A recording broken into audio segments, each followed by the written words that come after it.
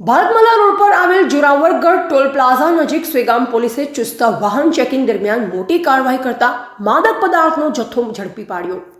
મળતી માહિતી મુજબ વિભાગીય પોલીસ અધિક્ષક SM વારુતરિયા અને પોલીસ ઇન્સ્પેક્ટર HM પટેલના માર્ગદર્શન હેઠળ સ્વેગામ પોલીસ દ્વારા ભારતમાલા રોડ પર જોરાવરગઢ ટોલ પ્લાઝા નજીક વાહન ચેકિંગ હાથ ધરવામાં આવ્યું, જે દરમિયાન થરાદ તરફથી આવી રહેલ ટ્રેલર નંબર GJ12CT 2205ને રોકી તપાસ કરતા તેમાં સવાર બેસમ પાસેથી પોસ્ટડોડા માદક પદાર્થ 4 કિલો 633 ગ્રામ અંદાજિત કિંમત ₹79,495નો જથ્થો મળી આવ્યો।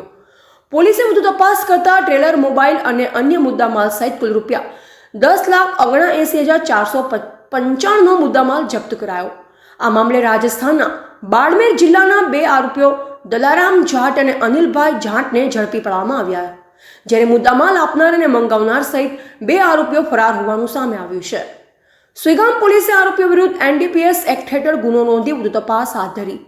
ગુજરાત સરકારની ઝીરો ટોલરન્સ પોલિસી અંતર્ગત નશીલા પદાર્થો સામે કડક કાર્યવાહી ચાલુ હોવાનું પોલીસ દ્વારા જાણવા મળ્યું।